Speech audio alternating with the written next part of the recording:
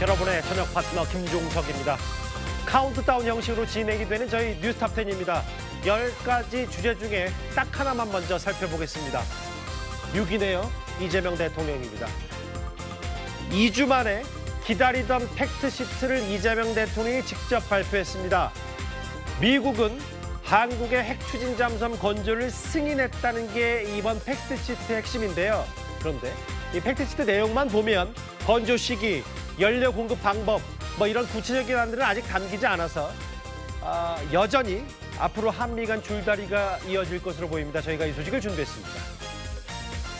그리고 오늘도 여러분의 댓글 기다립니다. 뉴스탑10 유튜브 생방송에 의미 있는 댓글 남기시면 저희가 소개도 하고 질문도 받아보겠습니다. 멀리 가지 마십시오. 1분 뒤에 바로 돌아옵니다.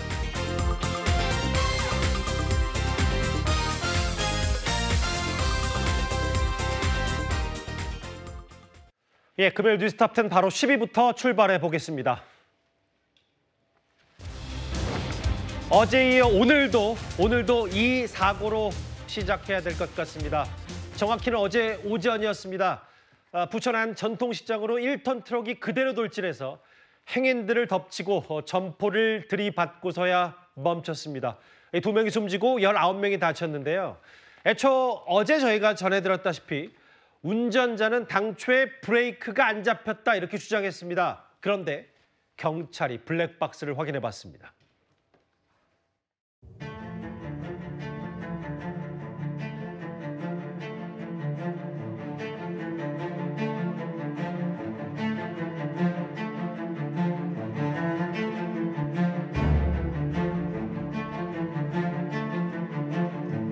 (150m) 정도 질주를 했습니다. 처음에 한 28m 정도 후진을 했다가 그리고 나서 150m를 직진을 하면서 사고가 발생을 한 겁니다. 그래서 두 분이 데리고 가시면서 근데 브레이크가 안 잡혔다고 도저히 해도 안 잡힌다 그 말만 듣고 들으신 그대로 어제 현장 목소리, 주변 사람들은 내 트럭 지금 브레이크가 안 잡혔어라는 말만 반복했다고 했는데 허주현 변호사님, 경찰이 트럭 안에 있었던 페달 블랙박스를 확보했는데 보니까 정확히 가속 페달을 밟았던 모양이에요? 그렇습니다. 사실상 명확한 증거 영상이 나온 상태로 봐도 무방할 것 같다는 생각이 듭니다. 이 차량 내 페달 부분을 비추는 전용 블랙박스, 이른바 페달 블랙박스라고 하는 것은 운전자 김 씨가 혹시나 사고가 났을 경우에 원인을 명확하게 규명하기 위해서 본인이 스스로 설치해둔 블랙박스라고 합니다. 처음에 사고가 났을 때 운전자 김 씨는 브레이크를 잡았는데 말을 듣지 않았다라고 얘기를 했었지만 이 블랙박스 영상을 확인해 봤더니 페달 오두작, 그러니까 본인은 브레이크를 밟는다고 착각하고 있었지만 사실은 가속 페달을 밟고 있었던 것이 명확하게 영상에 찍힌 상태라고 합니다. 경찰은 이와 같은 내용들을 토대로 페달 오두작 사고로 이 사건을 처리할 가능성이 매우 높아진 상황입니다. 이게요, 150m나 돌진했고 2명이 숨지고 지금 11명이 병원에서 지금 치료를 받고 있는데 많이 다친 분들도 있고 돌연 급가속, 다음 화면, 앞서 잠깐 봤던 화면을 다시 한번 볼게요. 아직도 좀 이해가 안 되는데 150m 급가속 돌진. 그러면 장윤주 변호사님, 간단하게 봤을 때 처음에 브레이크 밟았는데 작동 안 했다라고 주변 사람들에게 고개를 절레절레 흔들었던 건 순간에 엄청난 공포로 순간적으로 현재 상황을 좀 모면하려고 했다. 이렇게 저희가 받아들일 수 있는 거예요? 그럴 수도 있고 또는 착각을 해서 본인의 오조작 상황을 잘 몰랐을 수도 있겠다라는 판단 듭니다. 아마 수사기관에서도 당시에 초기 진술이 왜 저렇게 나왔는지까지도 전체적인 부분을 조사할 것으로 보이는데요. 일단 이 트럭 운전자가 이 시장에서 이제 물건을 납품하는 일을 계속 해왔기 때문에 그날도 후진했다가 또 이런 과정이었는데 후진하던 중에 외부 충격이 느껴져서 이걸 확인하려고 차에서 내렸다라고 합니다. 근데 이때 내릴 때는 기어를 주차에 놔야 되는데 주차에 놓지 않고 내리는 바람에 차가 약간 움직이기 시작을 한 거예요. 이걸 보고 당황을 해서 차에 올라탔는데 그만 이제 페달을 오조작을 해서 결국에는 브레이크를 밟지 않고 이제 결국에는 엑셀을 밟았다라고 봐야 될 것 같은데요. 그런 상황이었기 때문에 차가 사실상 그 CCTV 영상에서 보는 것처럼 사실 거의 제동 장치 없이 막 나가서 또 사람들을 치는 또 이런 또 충격적인 상황이 발생을 한 것이거든요. 특히 경찰도 사고 당시 화면들을 보면 브레이크 등이 들어오지 않았다라는 점도 있고 예. 그리고 그 브레이크를 밟으면 우리가 타이어 자국이라고 하는 스키드 마크가 찍히기 그렇죠, 마련인데 예. 그런 부분들도 없었다라는 점에서 경찰은 사실 어제부터 계속해서 이거 페달 오조작의 가능성을 놓고 지금 수사를 하고 있고 아마 이제 이 부분을 트럭 운전자가 시인했기 때문에 앞으로도 이 부분에 대해서 경위라든지 관련된 부분들을 수사할 것으로 보입니다. 이른바 이 전통시장 트럭 돌진 사고의 참극, 이게 참 안타깝게도 두 가지가 많이 겹쳤어요. 첫 번째는 사상자 대부분이 고령이고 실제로 지금 김장철을 앞두고 이 해당 전통시장에 오전부터 장을 보러 온 시민들과 행인들이 꽤 많았고, 또 두 번째는 허주연 변호사님, 이 60대 트럭 운전자가 뭐 장을 보러 오거나 그 해당 전통시장의 초행 혹은 처음 온 사람도 아니고 20년 넘게 그 전통시장 초입에서 물건을 팔아왔던 이 사장, 해당 점포의 사장이었기 때문에 그래서 모든 사람들이 경계를 할 수가 없었던 상황이다. 이런 분석도 있어요. 네, 그렇습니다. 저는 이 사고를 보면서 우리가 생각하는 항상 익숙한 상황에서도 이렇게 내가 전혀 인식하지 못하는 사이에 오조작 가능성이 상주하고 있다. 그 위험이 도사리고 있다는 것을 우리 모두가 경각심을 느껴야 되는 사건이 아닌가 하는 생각이 들었습니다. 그리고 또 하나 떠오른 것이 이 택시 실험을 했는데 수십 년 된 운전 경력을 가진 베테랑 택시기사가 본인이 브레이크를 밟는다고 계속해서 생각하고 있었지만 사실은 엑셀 페달을 밟고 있었던 가속 페달을 밟고 있었던 것이 이 페달 블랙박스에 찍혀 있었는데 예. 마치 귀신에 홀린 것처럼 그 실험을 했던 참가했던 택시기사가 예. 정말로 브레이크를 밟았었는데 자신이 가속 페달을 밟고 있는지 몰랐다라고 얘기하던 그 실험 장면도 떠오릅니다. 예. 말씀하신 것처럼 20년 동안 늘 같은 자리에서 생선 가게를 운영하면서 저 트럭을 이용해서 물건을 싣고 내리던 너무나 익숙한 곳이었고 트럭을 운전하는 운전기사들은 보통 오랫동안 운전을 경력이 되기 때문에 운전 실력이 나쁜 것도 아닙니다. 좋은 분들이에요. 그런데도 불구하고 늘 이렇게 오조작을 할 수 있고 더 위험한 것은요. 이런 급박한 사고 상황이 됐을 때 내가 브레이크를 밟는데도 차가 왜 나가지라고 생각하면 오로지 거기에만 매몰돼서 더 세게 페달을 밟게 되거든요. 예. 더 강하게 멈추려고 브레이크 페달을 밟는다고 생각하고 밟는 그 페달이 가속 페달이라면 이런 식으로 차가 엄청난 굉음을 내면서 급가속을 하게 되는 상황이 되고 그럴수록 더 이상하다고 생각해서 더 세게 페달을 밟게 되는데 그것이 가속 페달인 정말 안타까운 결과로 이어질 수가 있다는 겁니다. 그러니까 항상 오조작 가능성 염두에 두고 운전하실 때는 당황하는 상황이 발생하지 않도록 천천히 좌우 살피면서 운전하시고 당황하는 상황이 발생한다고 하더라도 정신을 차리고 발을 한번 떼보는 것도 저는 도움이 되지 않을까 하는 생각이 듭니다. 정확히는 132m를 돌진했다고 하더라고요. 2명이 숨지고 11명이 다친 이 전통시장 트럭 돌진 사고 이 참극. 참 되짚어보면 되짚어볼수록 좀 안타까운 순간. 급발진이 아니라 페달 오조작인 것 같습니다. 10위였습니다. 이제 9위로 가볼까요? 9위도 보신 그대로 자동차 얘기입니다. 이제부터요. 제가 사진 하나를 같이 한번 설명을 드릴 텐데요. 주차 빌런 수준을 넘어선 이제 말도 안 되는 행동 같습니다. 바로 한번 만나보겠습니다. 흰색 승용차 한 대가 저렇게 보신 그대로 아파트 입구 이 정가운데를 완벽히 막고 있는 듯하네요. 허주연 변호사님, 이게 온라인 커뮤니티에 올라온 이른바 아파트 입구 길막, 황당 길막 사진이에요? 그렇습니다. 제보자가 저 사진을 올리면서 저거 어떻게 법적으로 할 수 있는 방법 없냐, 차주가 연락이 안 된다 이렇게 도움을 요청하는 글을 올리면서 알려진 사진입니다. 예. 아파트 입구를 저렇게 가로로 완전히 막아버린 차량 때문에 주민들이 불편에 시달렸다는 건데 지금 이 제보자 얘기는 경비 선생님한테 자기가 물어봤다는 거예요. 왜 이 차 저러고 있냐고 했더니 그 경비원 말로는 주차 딱지를 붙였다고 저렇게 하고 연락처도 없이 그냥 사라져버렸다라는 겁니다. 차주가 연락이 안 되고 사유지다 보니까 바로 강제견인 같은 조치를 할 수 있는 어떤 법적 근거가 부족하다 보니까 결국에는 아파트 주민들만 애꿎게 피해를 당하는 상황이 되었다는 거예요. 예. 최근에도 그렇고 작년에도 그렇고 저렇게 뭐 주차장 이용이나 이런 것에 불만을 품고 완전히 통행로를 가로막고 연락처도 없이 사라지는 차주들이 많이 늘어나면서 유사한 사연도 또 있었는데요. 예. 지난 4일 오후 8시 30분에도 아파트에서 수입 차량이 주차장 입구를 막고 사라졌다는 112 신고가 접수되기도 했었습니다. 예. 무려 신고 접수된 지 3시간 반 만에 차량이 이동이 된 건데 예. 대리운전을 이용해서 귀가하던 중에 정문통행 불가하다라는 경비원 말에 화가 나서 그랬다 이렇게 알려지고 있는 상황입니다. 예. 경찰분이 전용택에 1시간이나 설득해서 끝내 차를 뺄 수가 있었다라고 하는데요. 이렇게 통행로가 제한이 됐던 이유도 주차장 바닥 보수공사 때문이었는데 예. 이 통행이 안 된다고 하니까 불만을 표시하는 걸 넘어서서 모든 아파트 주민에게 폐를 끼친 거예요. 예. 이걸 뭐 나중에 처벌을 할 수 있을지언정 당장 강제 견인을 할 수 있는 법적 근거가 아직까지 부족한 상황이다 보니까 피해가 늘어나는 상황이라 생각됩니다. 장현주 변호사님, 이게 사실은 최근에 이런 비슷한 여기는 주차 딱지에 복수하고 여기는 통행 제한에 복수한 거 아니냐. 연락처도 없이 도망갔다? 혹은 아니 이거 여기 못 들어간다고 불만 섞인 얘기를 하더니 입구 막고 집으로 돌아갔다? 이게 지금 법까지 안 가려고 도덕이라는 게 있는 건데 이렇게 되면 2~3시간 동안 누군가가 오도 가도 못하고 피해가 막심한데 이거 뭐 그렇다고 누군가한테 고소고발전으로 가기에도 본인도 어처구니가 없는 거고 황당한 일이 이렇게 자주 반복되네요. 그러게 말입니다. 저게 뭐 2~3시간 만에 해결된다라고 한다면 그나마 다행 아닌가라는 생각이 들 정도로 저렇게 방치해놓고 뭐 며칠 동안 또는 뭐 하루 저녁을 그대로 두는 경우들도 예전 사례에도 있었거든요. 그런 부분들을 생각해보면 사실 답답한 상황이긴 한데요.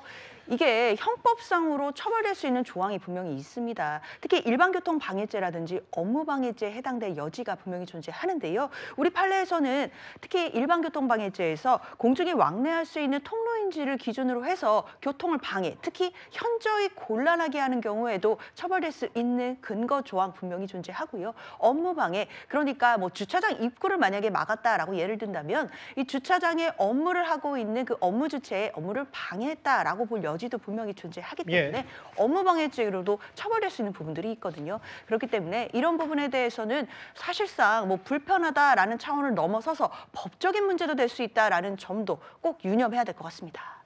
최근에 이제 고급 수입차의 길막 그리고 아예 이거는요 아파트 입구를 떡하니 가로로 주차했던 황당 길막 얘기까지. 그러게요. 소방차 나중에 불상사가 직전까지 왔을 때 이런 경우 있으면 얼마나 더 큰 일이 벌어질 텐데 주차 빌런을 넘어선 이른바 길막 운전자들 고발성으로 9.15 짚어봤습니다. 다음 주제는 당연히 8이겠죠. 한번 같이 만나보겠습니다. 이제 이 사람이 누군지 아시겠죠? 이재용 회장의 아들 지호 군인데요. 관련 얘기를 해보기 전에 지난 수료식 그 영상부터 한번 먼저 확인해보고 관련 얘기를 좀 나눠보겠습니다. 선생님 이지호 포기하지 않겠습니다.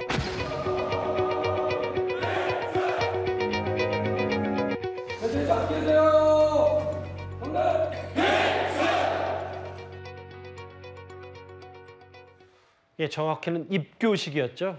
미국의 시민권을 포기하고 해군 장교로 입대한다는 계획부터 바로 기사화가 됐고 보신 그대로 입교식에서 포착된 모습까지 그의 한마디까지 이른바 경제적으로 사회 지도층 자제의 해군 장교 입대, 입관 얘기로 많은 관심을 모았었습니다. 허주연 변호사님. 임관식이 곧 있을 예정인데 보니까 아버지 이재용 회장이 참석한다는 얘기 때문에 오늘 세간에 많은 관심을 받았어요. 그렇습니다. 아버지 이재용 회장이 과연 아들에게 계급장을 달아주는 모습이 포착될 수 있을지 저도 궁금합니다. 사실 이 임관식의 백미가 바로 부모나 지인이 지금 수료하니까 임관을 하는 이 자제에게 그렇죠. 그 계급장을 달아주는 이 장면이 백미거든요. 그래서 여기에 참여하려는 이 부모나 가족들이 2주 전에 미리 신청을 한다고 합니다. 그런데 아버지 이재용 회장이 사실 이 아들이 뭐 초등학교나 중학교 졸업식이나 입학식에 어머니 인세령 부회장이 나타난 적은 있었어도 이재용 회장이 나타난 적은 없었어요. 일이 너무 바빠서 그랬다라고 하는데 심지어 아까 말씀드린 입교식에서도 임세령 부회장과 동생이 원주양만 나타났었거든요. 그런데 이재용 회장이 지금 한창 이미지 이미지도 너무 좋잖아요. 그런데 직접 나타나서 아들의 가슴에 계급장을 달아주는 모습이 상당히 상징적인 순간이 될 것 같아서 굉장히 기대가 되고요. 예. 그리고 이렇게 지금 이재용 회장이 가려고 하는 데 여러 가지 이유가 있을 것 같다는 생각이 듭니다. 일단 평소에도 얼마 전에 사실 2박 3일 외박도 나왔었는데 아들이랑 통화하면 지인들한테 우리 아들이 이렇게 힘든 지옥훈련 이렇게 견디고 있다고 하더라라고 하면서 자랑하는 얘기도 했었다고 하고 예. 삼성과 4개 직계 중에서는 처음으로 이렇게 자원 입대하는 그런 케이스이기 때문에 예. 여러 가지 어떤 의미를 가지고 본인이 직접 이 임관식에 참석하겠다 이런 계획을 세운 것으로 보입니다. 허주연 변호사님, 이제 삼성의 수장으로서의 이재용 회장 말고 이재용 군의 아버지, 그냥 단순한 이제 아빠로서의 이재용 회장은 그동안 이렇다 할 아들의 행사, 초등학교 졸업식이나 이런 걸 참석 못해서 마음에는 꽤 빚이 있었을 것 같은 생각도 제가 조심스럽게 할 수는 있는데 이게 그럼 명단이니까 세 사람이 같이 간다기보단 시차를 두더라도 일단 아들의 임관식을 함께 하겠다 이렇게 받아들이는 게 좀 더 맞겠죠? 사실 그것도 굉장히 어떻게 보면은 이례적으로 우리가 보게 될지도 모르는 장면 중에 하나가 될 것 같은데 예. 사실 임세령 부회장과 이재용 회장은 부부의 연을 맺고 이렇게 원주양과 이 지호군을 낳아서 길렀지만 예. 이혼을 한 사이입니다. 그래서 사실 이 가족이 4명의 가족이 한 자리에 모이는 모습을 거의 볼 수가 없었어요. 예. 하지만 각자 부모이기 때문에 당연히 아이들과는 각자 좋은 관계를 이어오고 있는 것도 사실이고 예. 이런 장면들이 그러니까 아버지와 딸이 함께하는 장면이라든가 임세령 부회장과 딸이나 아들이 함께하는 이런 장면들은 포착이 됐었거든요. 예. 그렇지만 이 4가족이 한 자리에 모이는 장면은 사실상 2사람이 이혼한 뒤에는 보기가 어려웠던 장면입니다. 예. 그렇지만 지호군의 임관식을 계기로 예. 이제 가족이 한 자리에 모이는 장면도 사실 보기 드문 장면이기도 하고 특히 최근에 이재용 회장이 이미지가 너무 좋아졌어요. 우수저가 아니냐라고 하면서 재벌이 이렇게 소탈한 모습으로 이미지가 이 대중들에게 좋아지는 경우가 흔치가 않은데 잠시만요. 그러니까 이재용 회장의 이미지가 좋아졌다는 건 최근에 저희가 영상으로도 많이 만나봤지만 젠슨 왕, 정인선 회장 그리고 이재용 회장까지 격의가 없었던 치맥해도 그 말씀 이미지 하시는 거잖아요. 그때 왜 무대에서 왜 이렇게 애플폰이 많아요, 사과폰이 많아요 얘기하면서 예. 막 그게 밈처럼 돌기도 했었거든요. 예. 그리고 예전에 그 부산시장에서 어묵국물 호호 불면서 먹는 모습 이런 것들 때문에 삼성과 회장도 상당히 소탈한 모습이 있다. 그리고 어쨌든 명실상부 우리나라 경제를 이끌어가는 어떤 그런 기업이 아니냐라는 그런 이미지가 많이 확산이 된 것 같고 또 최근에 법적인 어떤 리스크에서도 벗어남에 따라서 지금 기업 활동에 박차를 가하고 있는 상황이거든요. 예. 그런 상황에서 특히 지금 이 해군장교, 통역장교로 아들이 활동할 것으로 보이는데 하나그룹의 김동관 회장도 통역장교로 활동을 하면서 그룹 내 방산 사업을 이끈 어떤 인맥이라든가 이런 걸 경험을 쌓는 데 굉장히 기능을 했었단 말이죠. 예. 아마 아버지로서 당연히 어떤 아들의 소중한 순간에 함께하고 싶은 마음이 제일 클 것이고 예. 그리고 그 배경에는 기업의 이미지 제고라든가 예. 아들의 이 해군장교 임관이 갖는 어떤 사회적인 이미지, 어떤 의미 이런 알겠습니다. 것들도 마음을 두고 있는 것이 아닌가 하는 생각이 듭니다. 저 화면은 이제 삼성의 수장으로서의 역할을 했다면 이제 아버지로서의 이제 아들의 해군장교 임관식의 모습을 드러낸다. 근데 사실은 이재용 회장으로서는 아들의 해군 장교 임관이 꽤 뜻깊을 수밖에 없는 게 여러 보도에 따라도 아들이 미국 국적을 포기하고 장교로 임관하는 이 부분을 많이 설득을 이재용 회장이 했다면서요? 그렇습니다. 그러니까 결국 장교로 임관을 하다 보면 지금 복수 국적자인 이지호 씨가 미국 국적을 포기해야 되는 절차가 있었거든요. 그렇기 때문에 이 과정에서 이재용 회장이 직접 장남 지호 씨를 설득했다라는 보도들이 지금 나오고 있습니다. 예. 그렇기 때문에 아마 이 장교로 임관하는 이 임관식에 직접 참석해서 또 아들을 그 자리에서 만난다라는 것은 사실 이재용 회장에게도 개인적으로도 굉장히 의미가 있지 않겠나라는 생각이 들고 그리고 또 이런 설득 과정이 있었기 때문에 또 아들과의 관계가 조금 더 끈끈해졌을 수도 있겠다라는 또 짐작도 가능해 보입니다. 예, 알겠습니다. 글쎄요, 이제 임세령 부회장대로 이재용 회장이 이재 회장대로 갈 수는 있긴 한데 어쨌든 아들의 임관식에 직접 간다 이재용 회장 얘기 오늘 화제 만발 재계뿐만 아니라 많은 문화 이쪽에서도 관심을 많이 받았던 얘기입니다. 8위였습니다. 7위는요, 잠깐 다른 나라를 가보겠습니다. 여기가 어디냐면요. 우리나라 사람들로 참 많이 찾는 중국의 대표 관광지 장가게입니다. 그런데 여기 보면 한 노란색 SUV 차량 하나가 있는데요. 지금부터 화면을 만나보려고 합니다. 저 차량이요. 중국의 한 자동차 브랜드인데 본인 자동차 SUV로 저렇게 장가게 일명 천국의 계단을 오르는 도전에 저렇게 뒤로 내려와요. 후진을 한 게 아니고 그 심지어 저 중국을 대표하는 장가게 유산, 문화유산까지 저 다리, 저 차까지 파손이 됩니다. 허주연 변호사님. 홍보하려다가 되레 된선이 맞은 건 아닌지 모르겠어요. 완전 체면국인 거죠. 저게 사륜구동 차량 신차를 홍보하기 위해서 기획한 어떤 홍보 행사의 일환이었다고 하는데 장가게 하면 아마 다들 아실 겁니다. 사람이 태어나서 한 번 가보지 않으면 어찌 늙었다고 할 수 있으랴. 그러니까 한 번은 진짜 인생에서 가봐야 될 정도로 너무나 유명한 명산이다라는 말로 잘 알려진 유네스코 세계 문화유산입니다. 예. 저기에는 이 천문동이라고 해서 하늘로 통하는 문이라고 불리는 자연적으로 형성된 큰 구멍이 난 동굴이 있고 그렇죠. 그 동굴로 향하는 999개의 계단이 있습니다. 이게 하늘로 오르는 사다리라고 불리는 곳인데 바로 지금 영상에서 보신 차량이 올라가는 그 계단이거든요. 그런데 여기가 어떤 기암괴석과 절벽을 깎아지른 곳에 만든 계단이고 이게 중국 오나라 시대 때부터 만들어졌다고 추정이 되고 있는 계단이에요. 네. 그러다 보니까 지금처럼 뭐 축대 쌓고 해서 평평하게 만들 수 있는 기술이 없어서 이게 20도에서 45도 경사라고 하면 위에서 보면은 무서울 정도로 경사가 가파른 곳이거든요.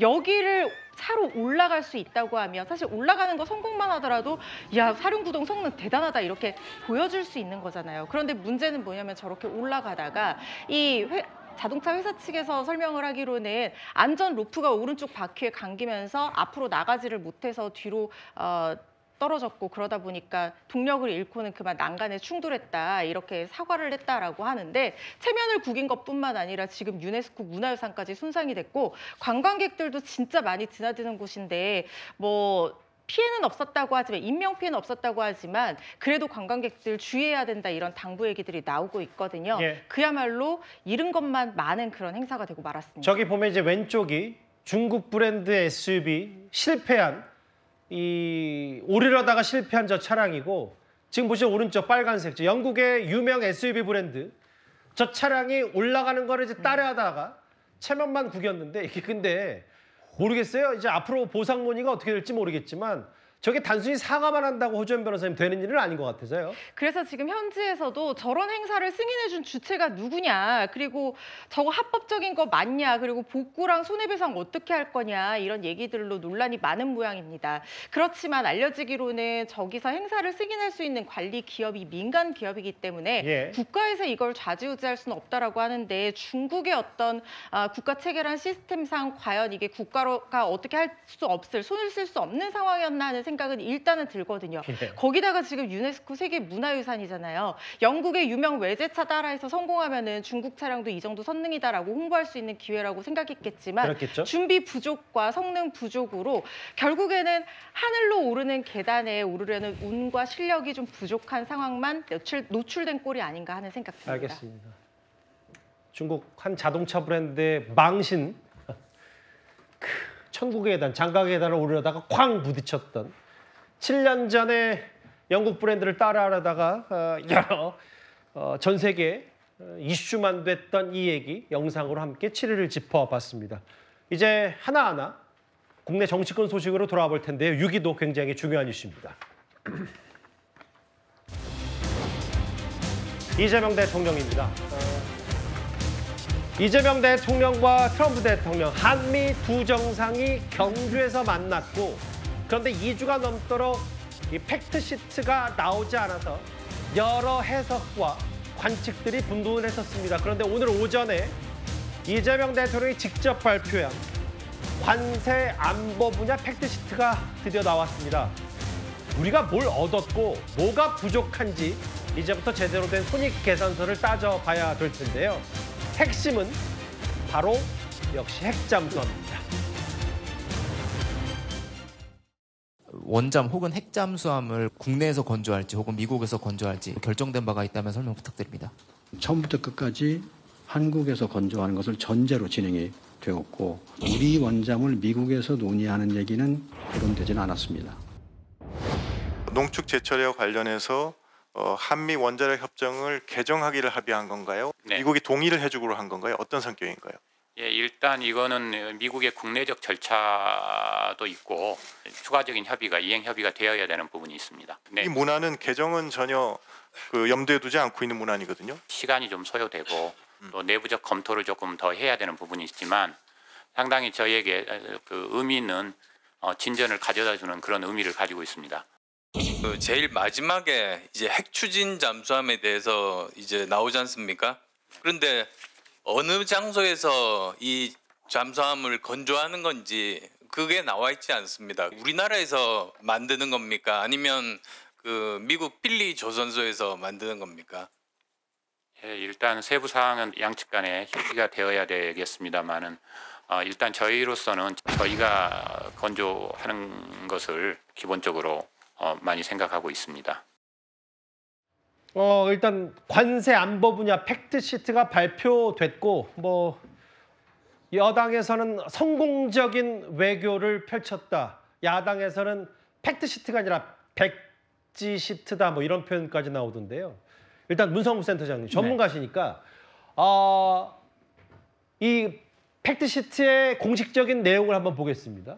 미국의 한국 핵 추진 잠수함 건조를 승인한다. 조선 사업의 요건 진전을 위해서 연료 조달 방안 포함 긴밀히 협력한다. 일단 나와 있는 내용은 딱 두 문장인데 건조를 승인한다는데 명문화됐다는데 문서화됐다는데 의의는 두지만 건조 장소와 시기 등이 적시 안 됐다. 이런 두 가지 것들이 공존하는 것 같거든요. 예, 일단 트럼프 대통령이 한국의 핵추진 잠수함 건조를 승인했다. 구두로 발표가 나오면서 저도 사실은 귀를 좀 의심했거든요. 예. 이게 맞는 얘기인가?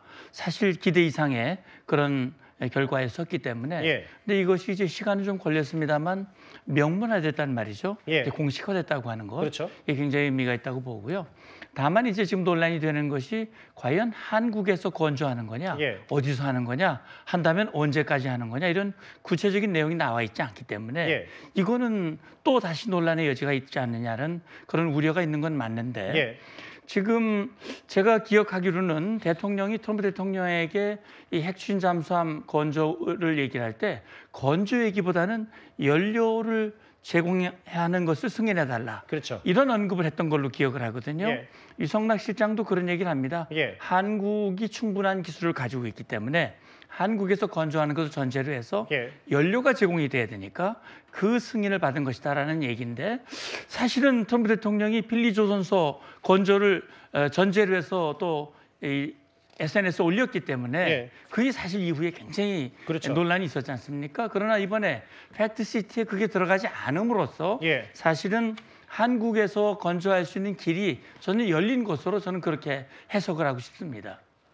그러니까 우리나라에서 미국이 연료를 주고 핵잠수함을 건조할 수 있는 거가 길이 열렸다고 이제 말씀하셨는데 센터장님 하나 더요. 네. 근데 이제 여기 보면 그렇죠. 이 팩트시트 같은 건 정말 구체적인 디테일한 사안들이 중요할 텐데 지지한다가 아니라 절차를 지지한다고 돼 있다.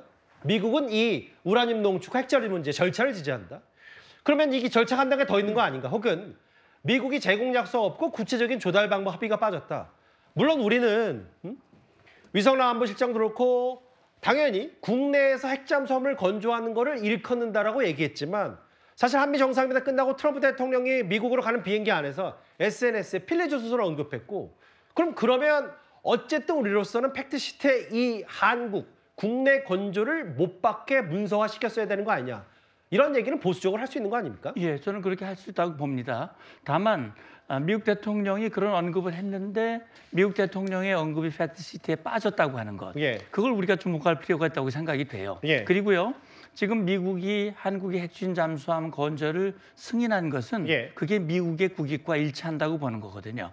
다시 말하면 한국이 핵추진 잠수함을 건조하고 보유하는 것이 한국의 해양, 다시 말하면 잠수함 역량을 강화하는 것이 미국 국익과 일치한다면 사실은 필리 조선소에서 하라고 트럼프 대통령이 언급은 했지만 예. 그게 현실적으로 하지 말라고 하는 얘기와 거의 같기 때문에 예. 그걸 미국이 고집하는 것은 현실적으로 어려웠을 것이라고 저는 추정을 합니다. 예. 그런 차원에서 이번에 트럼프 대통령의 언급이 빠졌다는 자체가 예. 바로 한국 건조를 염두에 둔 그런 표현이 아닐까. 왜냐하면 미국도 그러니까 그게 열린 현실적이다. 결말 정도다 이렇게 예, 보는 거네요. 그게 그렇죠? 이제 예. 현실적이다. 나는 보는 거고 아까 절차 문제 얘기를 했는데 예.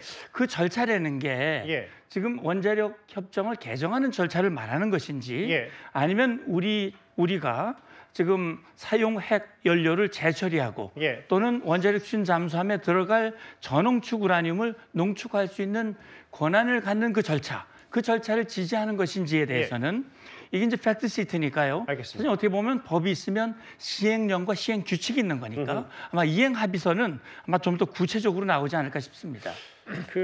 아까 이제 문성무 센터장께서 말씀하셨던 이 부분이에요. 그러니까 전문가가 보셨을 때는 무조건 미국에서 만들어야 된다는 거 빠진 것도 충분히 의미가 있는 거다.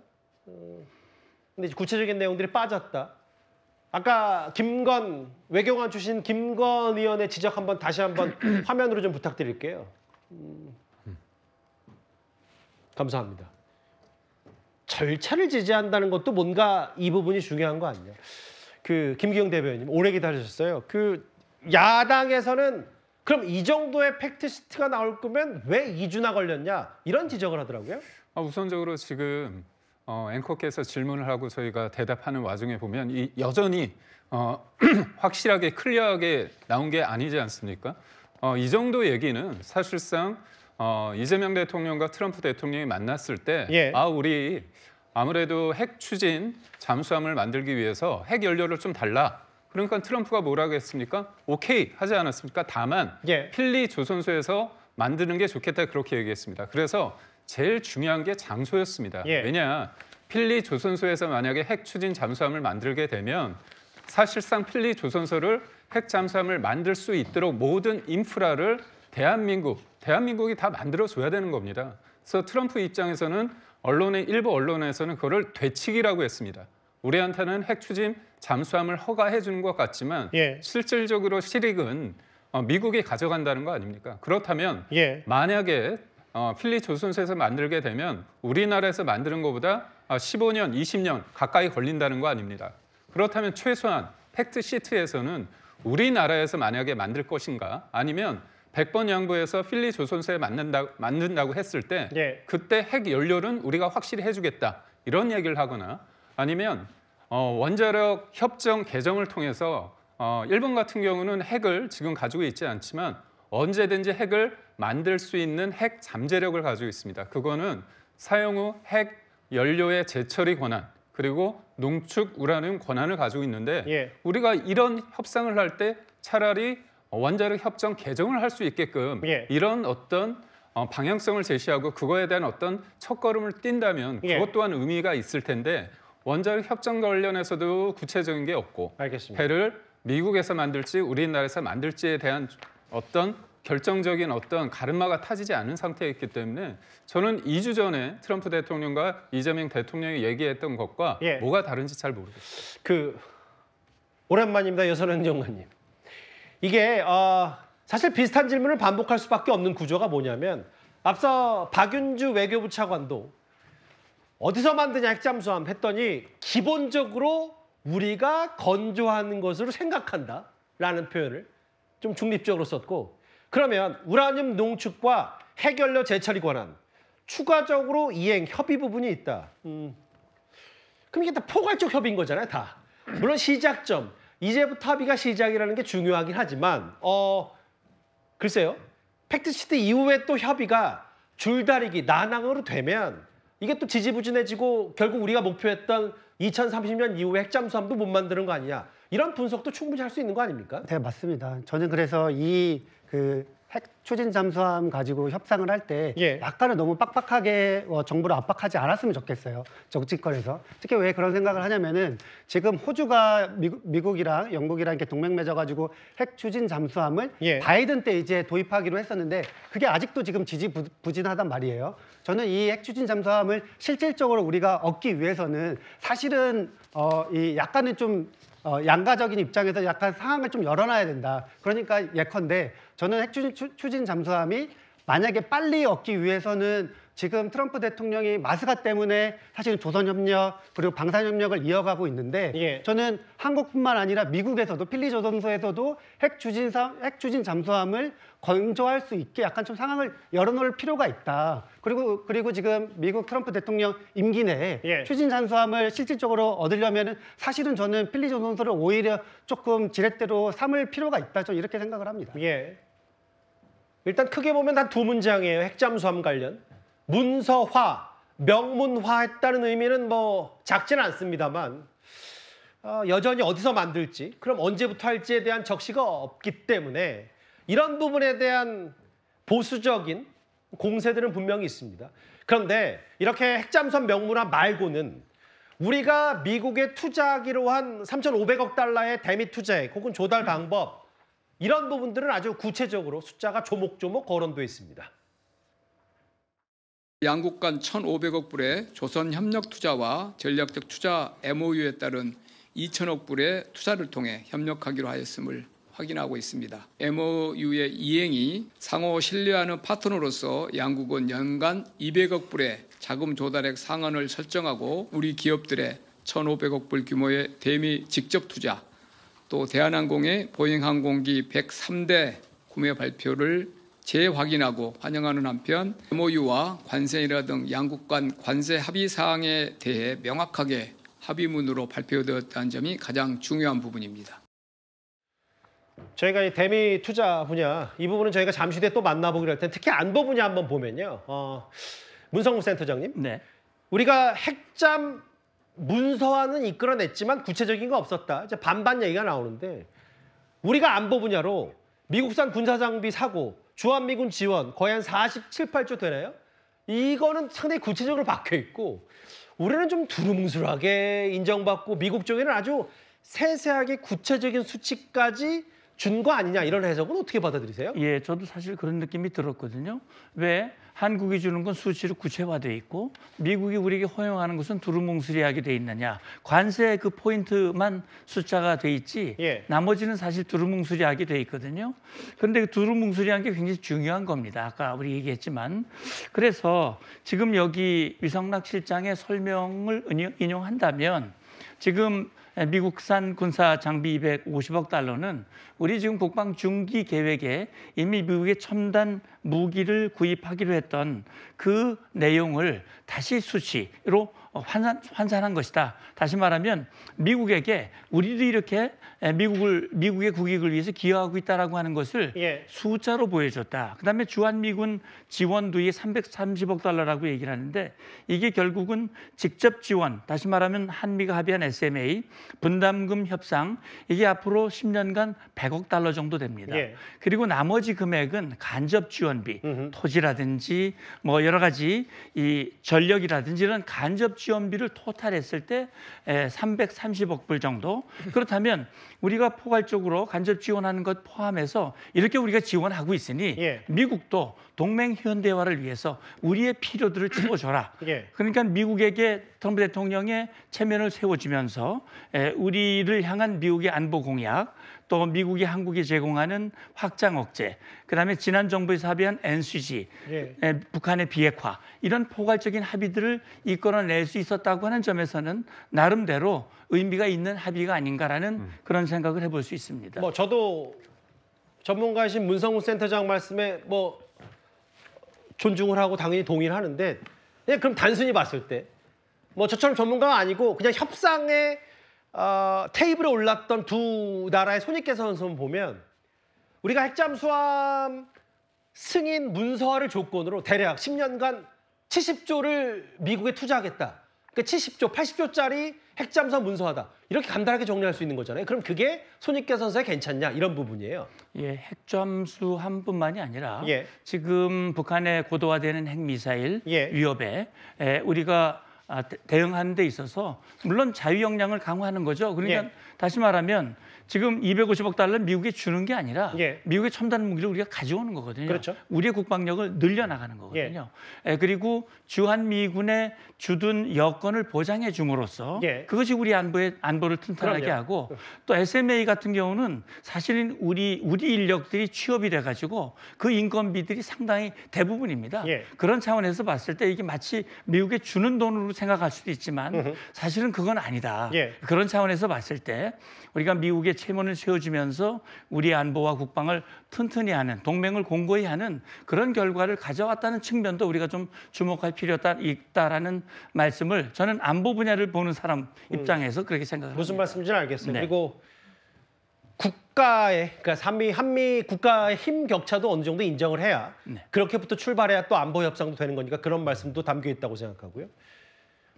미국 측에 우리의 기여를 알리기 위해서 수치할 필요가 있어서 이런 부분을 제시했다. 김기흥 대변인 생각은 어떠세요?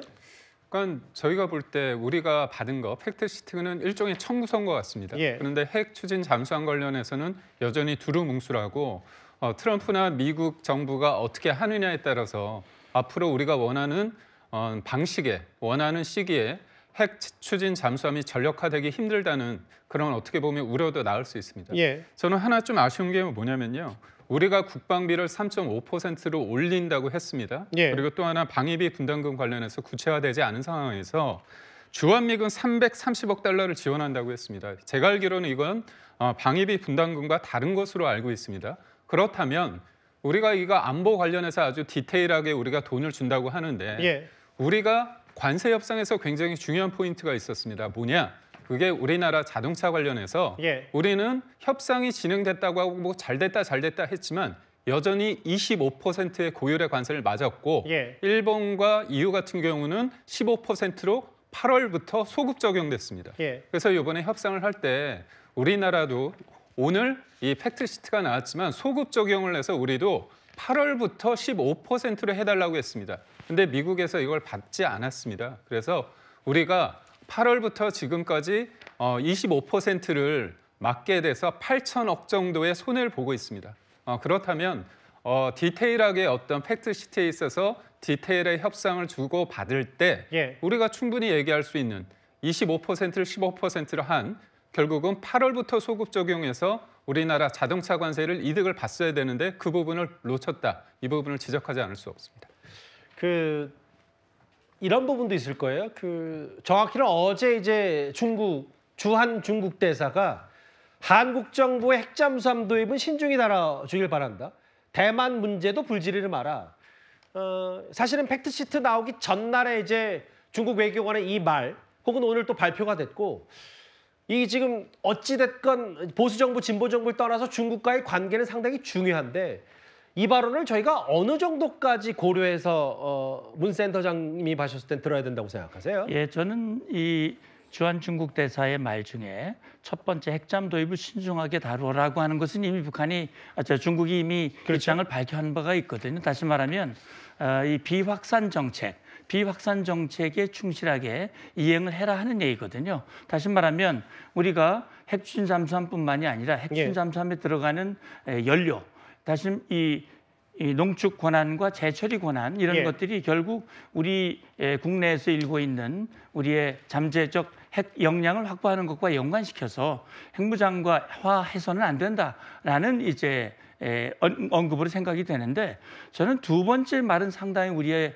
그 신경을 거스르게 하는 그런 표현이라고 생각을 해요. 대만 문제요? 예. 이 주한 이 중국 대사가 우리 대한민국을 향해서 불지르지 마라 이런 표현은 매우 부적절한 표현이라고 생각이 되고요. 예. 우리는 한미동맹은 한반도의 안정뿐만 아니라 한반도 주변의 안정도 매우 중요하거든요. 예. 그런 차원에서 이 대만 양안 문제를 평화적으로 해결하고 힘에 의한 일방적 이 현상 변경은 반대한다라고 하는 입장을 우리가 공식적으로 얘기한 것인데 이걸 이런 식으로 표현하는 것은 우리 대한민국과의 관계를 발전시키고자 하는 이 시진핑 주석의 입장과도 조금 배치되지 않을까 저는 그런 생각을 해봅니다. 알겠습니다.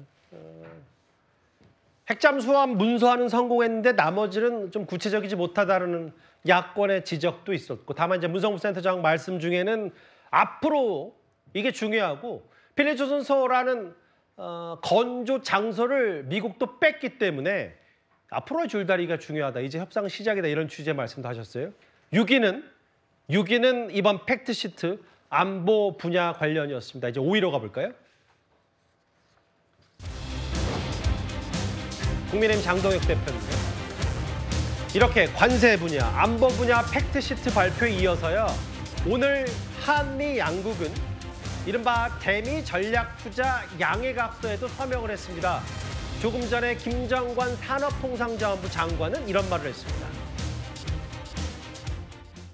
3,500억 불 규모의 전략적 투자는 2천억 불의 투자와 1,500억 불의 조선협력 투자로 구성됩니다. 사업 추진에 필요한 자금은 미국의 투자처 선정 통지를 받은 날로부터 최소 45 영업일이 경과한 날 납입합니다. 우리가 미국의 투자금 납입 요청을 이행하지 못하면 미국은 우리가 미납한 투자 금액을 채울 때까지 우리가 받을 이자를 대신 수취하게 되며 관세가 인상될 수도 있습니다.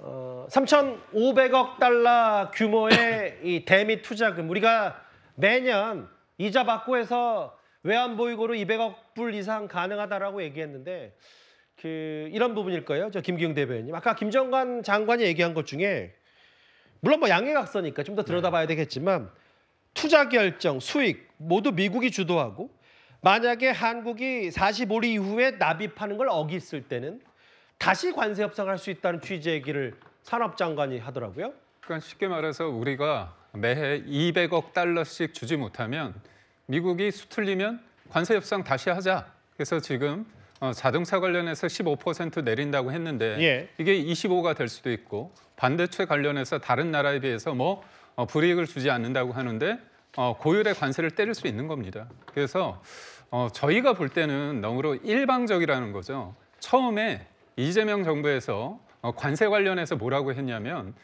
트럼프 대통령과 이재명 대통령 만났을 때 합의서가 필요 없을 정도로 협상이 잘 됐다 얘기를 했고요. 처음에 미국에 3,500억 달러를 투자한다고 했을 때 현금 비중이 과연 어느 정도냐 했을 때 김영범 정책실장이 아주 당당하게 현금 비중은 5% 미만이라고 했습니다. 3,500억 달러의 5%는 175억 달러거든요. 그런데 우리가 한 해만 200억 달러씩 현금으로 200억 달러를 매해 10년 동안 주는 겁니다. 2천억 달러죠. 그거는 처음에 얘기했던 5%에 비한다면 57%에 이르는 큰 금액입니다. 그런데 이거 관련해 가지고 본인들은 잘했다고 하는 얘기고 심지어 오늘 구체적으로 얘기한 상황 속에서 우리가 해마다 200억 달러를 제대로 안 하면 미국에서는 수틀리면 다시 관세 협상하고 그 투자 금액에 대한 모든 것들의 결정을 미국이 한다고 얘기했다면 표현이 좀 거칠 수 있지만 우리는 돈만 내는 일종의 호구가 아닌가 그런 비판도 나오지 않을까 싶습니다. 좀 정리를 해볼게요. 중간 정리. 여선행 장관님.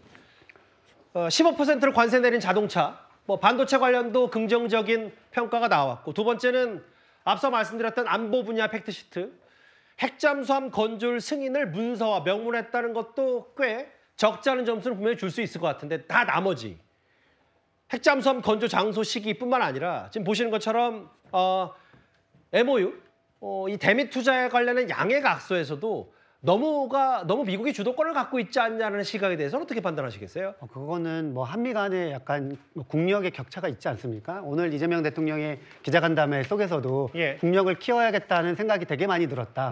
그리고 팩트시트가 왜 늦게 나왔냐? 미국에서도 정부 간에 한국에게 더 많이 뭔가 유리하게 주는 거에 대한 반발이 있었을 수도 있다. 이런 언급을 조금 했었거든요.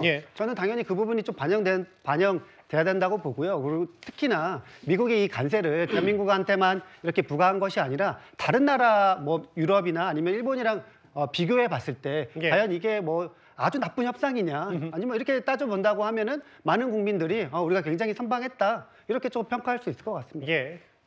그러게요. 저희가 이제 여야의 공방을 떠나서 실제로 나와 있는 팩트시트 안에만 있는 문구에 상당히 집중해서 계산기도 두드려보고 주판을도 튕겨보고 하고 있는데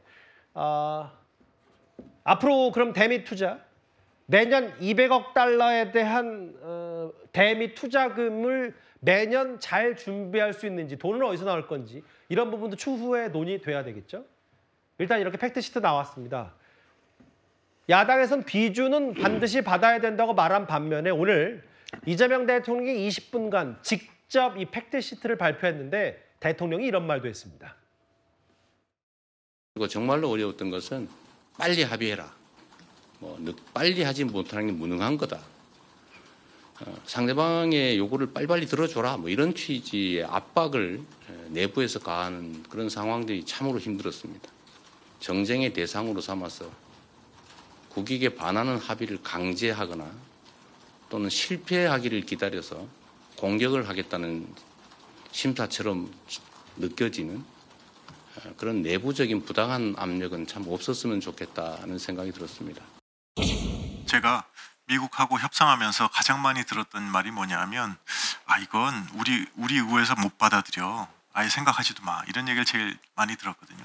우리 국회의 비준 동의권이라는 거는 사실은 우리 정부에 있어서는 하나의 중요한 레버리지인 겁니다. 거꾸로 우리 정부가 국회에 와서 그냥 여러 가지 비난이 일고 이런 걸 보여줘야 한국은 협상을 해도 결국 국회를 가야 되기 때문에 한국 국민들이 못 받아들이는 건 협상을 해도 소용이 없겠구나 하고 우리가 협상의 레버리지가 생기는 거지 왜 이런 식으로 하는지 저는 이거는 국익을 해치는 일이라고 저는 생각합니다. 오늘 오전에 이제 안보실장, 정책실장들 비롯해서 발표를 했지만 대통령이 직접 나섰거든요. 오늘 팩트시트 발표. 이런 얘기를 했어요. 버티기도 힘든데 자꾸 발목 잡고 빨리 못하면 무능한 거냐. 내부 압박이 힘들었다. 실패를 기다려 공격하는 식의 이런 외교 안보 분야, 국익을 중시하는 이런 협상에서는 진보 보수할 것 없이 초당적 협력이 중요한데 내부에 부당 압력이 없었으면 한다라고 장혜주 변호사님, 대통령이 아마 야당을 겨냥한 것 같아요. 일단 국민들께서도 저 메시지를 보시면서 많은 생각하셨을 거라고 저는 생각 듭니다. 사실 이 협상이 정말 어려운 협상이었던 것은 모든 분들이 인정하실 것 같아요. 특히 야당에서도 트럼프 대통령을 상대로 해서 관세 협상 그리고 안보와 관련된 여러 가지 요구사항을 제시하고 국익을 챙긴다는 것이 얼마나 어려운 일일지 이 부분은 다 동의하실 거라고 생각합니다. 예. 그 과정에서 사실 대통령으로서 그리고 국익을 가장 우선시에 놓고 실용 외교를 하겠다라고 국민들께 약속을 드렸던 대통령으로서 얼마나 심리적으로 중압감도 많고 압박감도 많았을지 그런 부분들에 대한 저는 소회가 나온 거라고 생각이 들고요. 예. 특히 우리가 가진 최고의 무기가 버티기였다라는 취지의 이야기는 좀 마음에 많이 남습니다. 사실 이번 협상 자체가 우리가 뭔가를 얻기 위해서 적극적으로 먼저 선제적으로 하는 협상이 아니라 사실 강대국에서 먼저 요구를 하는 협상에 대응을 하는 것이었고 어쩌면 비자발적으로 이 협상에 응해야만 되는 이런 상황이었다라고 한다면 사실상 버티기를 하면서 우리의 국익을 계속 방어해야 되는 입장이 있었음에도 사실상 야당에서는 무리한 좀 정치적인 공세가 있었던 것도 좀 분명해 보이고요.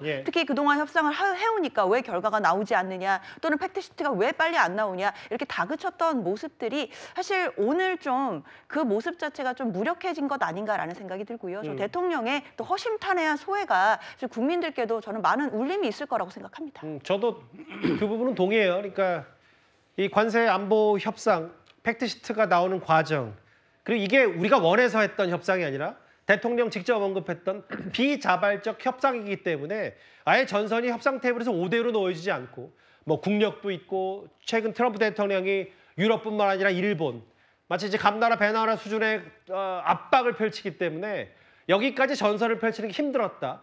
근데 왜 야당은 내부에서 비난의 화살을 자국 정부에게 쏟냐라는 얘기를 대통령이 직접 한 거예요. 대통령의 목소리는 이렇고요. 최성 변호사. 근데 이제 이런 부분은 있어요. 사실 애초에 그 관세 협상 막 진행됐을 때 여권 내부에서도 비준 잘 받겠다 노력했다고 했다가 다시 뒤집었거든요. 그 내부에서도 이게 비준을 받는 문제인지 안 문제였던지 혼선이 좀 있었고. 근데 아까 이제 김건 의원 얘기 중에 외교관 출신인 국회 비준이 빠지는 건 국익을 해치는 일이다. 그러니까 우리가 협상 테이블에 앉았을 때 우리 의회가 내가 이렇게 협상 테이블에서 이렇게 많이 뺏겨가면 우리 의회가 날 승인해주지 않고 허용하지 않는다라는 것도 일종의 협상 지렛대라고 그렇죠. 표현을 했는데 이걸 또 비준 안 받는 문제를 두고 아마 정치권이 좀 시끄러울 것 같거든요. 근데 우리 헌법에 규정돼 있잖아요. 헌법 60조에 국가의 대규모 재정적 부담을 지우는 것과 국민들이 그것을 감내해야 되는 부분에 대해서는 반드시 국회의 비준을 거치도록 돼 있습니다. 근데 이게 나쁜 게 아니에요. 미국을 압박할 때 얼마나 유용한 이게 레버리지입니까? 자, 우리 국민들이 이거 굉장히 우리 압박하고 감시합니다. 그러니까 이거 허투루 쓰면 안 되기 때문에 우리 국회 비준 거친 거니까 미국 이건 잘 알아서 투자금 할 때나 뭐 할 때나 다 해줘야 돼요. 오히려 야당 핑계대고 미국을 압박할 수 있는 거죠. 일본도 보면은 그 미국이 돈을 가지고 투자하는 투자위원회는 전부 미국 그 상무장관이 주도를 합니다. 그리고 나중에 사후 심의를 이제 일본 정부가 참여해서 하는데 우리도 비슷한 유사한 사례를 갖게 될 거라고 저도 생각하는데 그렇다면 더더군다나 이거는 우리한테 유효한 레버리지가 되는 거죠. 야당 핑계대고 국민들 눈치 봐야 된다고 얘기하면서 거꾸로 이런 부분에 대해서는 말하자면 이러니까 미국 정부가 이 돈을 잘 쓰고 유용하게 쓰고 우리가 늘 국민에게 눈치를 봐야 되는 걸 감안해달라. 얼마나 좋은 일입니까? 오히려 야당 핑계대고 국민 핑계대면서 정부의 협상력을 높이는 건데 왜 이거를 지금 그때는 맞고 지금은 틀리다는 식으로 이걸 선별적으로 판단하는지 전 이해가 사실 안 됩니다. 예, 저희가 비교적 보수적으로 팩트 시트에 있는 내용만을 중심으로 여러 가지 이번 관세 안보 분야의 팩트 시트 대미 협상과 그리고 대미 투자금 양해각서 얘기를 하나하나 만나봤는데 정말 180도 엇갈리고 있어요. 여야의 반응이. 저희는 뭐 정치권 얘기보다는 숫자에 집중해서 하나하나 살펴봤습니다. 6위, 5위까지 만나봤죠. 이제 4위입니다. 박성재 전 법무부 장관입니다. 내란 특검이 수사 종료까지 한 달 정도 남았는데 또다시 제동이 걸렸습니다. 박성재 전 장관에 대해서 이 내란 특검이 한 달 가까이 보강 수사한 뒤에 다시 영장을 청구했는데 다시 기각이 된 겁니다. 황교안 대표에 대한 체포, 구속, 영장 청구, 압수수색 그 모든 것이 위법한 것이었고 정치 탄압이고 인권 탄압이라고 하는 것이 이번 영장 기각을 통해서 밝혀진 것입니다. 제가 한 발언을 두고 비판하는 사람들, 그 사람들은 인권 탄압, 정치 탄압을 정당화하는 사람들입니다. 반인권적, 반법치주의적 사고를 가진 사람들입니다. 제 발언을 비판하는 그 사람들이 정치특검 조은석입니다. 아무리 생각해도 이해하기 어려운 일입니다. 내란 잔재 청산을 위한 국민들의 열망이 높은데 조희대 사법부가 걸림돌이다라는 생각을 그 의심을 지울 수가 없습니다. 점점 그런 생각이 많이 듭니다. 내란 청산에 대한 반격이 아니길 바랍니다. 최종 평론가님, 저하고 화면을 좀 같이 보실까요? 뭐 황교안 전 총리가 일단 그렇다 치더라도 두 번째 기각이에요. 박성재 전 장관. 내란 중요 임무 종사. 이거 지난번에 한번 영장 청구했다가 기각된 다음에 한 달 가까이 보강수사했거든요. 내란 특검이. 그런데도 다시 기각이 됐어요. 이거는 특검에 말하자면 영장을 치는 데 대한 어떤 사실관계 확인이라든가 이 일종의 그 정말 자신들이 정말 구속 후에 정당성을 받아낼 만한 그런 트리거가 없었다는 얘기예요. 두 번에 걸친 영장 기각을 했다는 거는 지금 정청래 대표가 이게 지금 무슨 판사들이 중앙지법에서 이상하게 지금 이걸 판단했다고 얘기할 사안이 아니라 특검이 얼마만큼 허술하고 그다음에 증거에 위반하지 않고 굉장히 말하자면 자기들 편의주의적으로 영장을 신청했는지를 보게 해주는 단면적 사례라고 봅니다. 황교안 전 대표는 좀 말할 것도 없겠지만 박성재 장관이 저렇게 되면은 앞으로 주요 종사자에는 들어갈 수도 없을 뿐더러 또 사실은 박성재 장관이 법무장관이라고 해서 그 계엄의 관계를 완전히 인지하고 가담했다? 그렇게 지금 볼 수 없다는 것 아닙니까? 사실관계를 다투어 보라는 얘기인데 이런 측면에서 특검이 저는 이렇게 영장을 남발하고 그다음에 마치 여론 플레이하듯이 한두 번 영장 기각되니까 다시 정치권이 이걸 받아서 이거 봐라, 이거 판사들의 문제 있는 것 아니야, 이런 식으로 가면서 도돌이표 형식으로 동어반복하는 거, 이거 굉장히 위험한 거다. 특검은 법리적으로만 판단해야지 자꾸 왜 정치권에 기댑니까? 특히 정치권이 여기에 참전하면 안 돼요. 그런 측면에서 저는 박성재 법무장관을 또 영장 청구할지 모르겠습니다만은 특검이 지금 진행하고 있는 수사가 얼마나 부실하고 허술한지 저는 입증해주는 단면적 사례라고 봅니다. 동력은 좀 떨어졌다고 보세요? 앞으로 수사 남은 한 달 정도 있던데? 동력이 많이 떨어졌죠. 이렇게 되면은 주요 가담자에 대해서도 이렇게 구속영장이 발부가 안 되는데 앞으로 특검이 뭐를 더 할 수 있겠어요? 그러다 보니까 자꾸 민주당은 기간 연장해주겠다, 인력 보강해주겠다는데 이게 그래서 될 문제겠습니까? 저렇게 두 번째 구속을 면했던 박성재 전 장관의 모습도 잠깐 봤는데 국민의힘으로서는 꽤 중요한 인물이 바로 추경호 전 원내대표고 여선 행정관님. 27일 체포한 표결. 본인은 뭐 방탄 벗고 떳떳하게 영장 실질심사 받겠다라고 추경호 의원은 얘기하고 있는데 아까 주요 사유를 보면 여전히 다툼의 여지가 있다고 하는데 그러면 어쨌든 예상을 좀 해보면 계엄을 막지 못했다고 내란 중요 임무 종사 혐의가 적용될 수 없다. 이렇게 본다면 추경호 의원에 대해서도 구속이 발부를 내란 특검으로서 장담하지 못하는 건 아닌지 모르겠어요. 지금 그렇게 볼 수가 있죠. 그러니까 왜냐하면은 지금 박성재 법무장관 그리고 한교안 전 장관 같은 경우에는 약간은 케이스가 다르지만 어쨌든 지금 특검이 약간은 무능한 그런 측면을 좀 보이고 있는 게 사실이잖아요. 그래서 저는 지금 그 추경호 전 원내대표 같은 경우에도 만약에 이게 법원에서 영장이 기각된다고 하면은 사실은 지금 특검이 굉장히 난처해질 것 같다 이런 생각이 들고 사실은 또 하나 또 지금 민주당 내 전반적인 분위기가 뭐냐면은 이게 이제 그 대장동 사건에서 검찰의 집단 행동 관련해 가지고 같이 이제 좀 생각을 해보면은 굉장히 사법부에 대한 뭔가 이 불신과 두려움이 이번 사건으로 다시 한번 조금 드러나게 측면이 있어서 민주당 내에서 이 뭐 내란 재판부니 이러한 약간의 강경한 목소리가 앞으로 조금 더 나올 수 있는 환경이 조금 만들어지고 있는 것이 아닌가 이런 생각이 듭니다. 근데 여선호 장관님 조희대 대법원장이 영장 전담 판사도 아닌데 왜 정청래 대표는 계속해서 조희대 사법부 때문에 이건 다 기각된다, 줄줄이 기각되는 건 사법부 문제다라고 얘기를 하는 거예요? 지금 민주당 입장에서 볼 때 이게 이제 예전 같은 경우에도 이번에 뭐 기각이 됐지만 계속 재판부 뭐 지기현 판사가 지금 내란 재판 하고 있는 와중에도 사실은 지금 민주당이나 일반 국민들이 보기에는 약간은 좀 이해가 되지 않는 이러한 판단들이 나오고 있거든요. 거기에 대해서 민주당 입장에서 볼 때 이것이 조희대 대법원장이 지난번에도 예전에 뭐 이재명 대통령 선거 있을 때 뭔가 개입했다고 계속 이렇게 이제 그런 주장을 하고 있잖아요. 그렇기 때문에 재판부가 뭔가 같이 있는 것이 아닌가 이러한 뭐 생각을 하게 될 수밖에 없을 것 같습니다. 알겠습니다.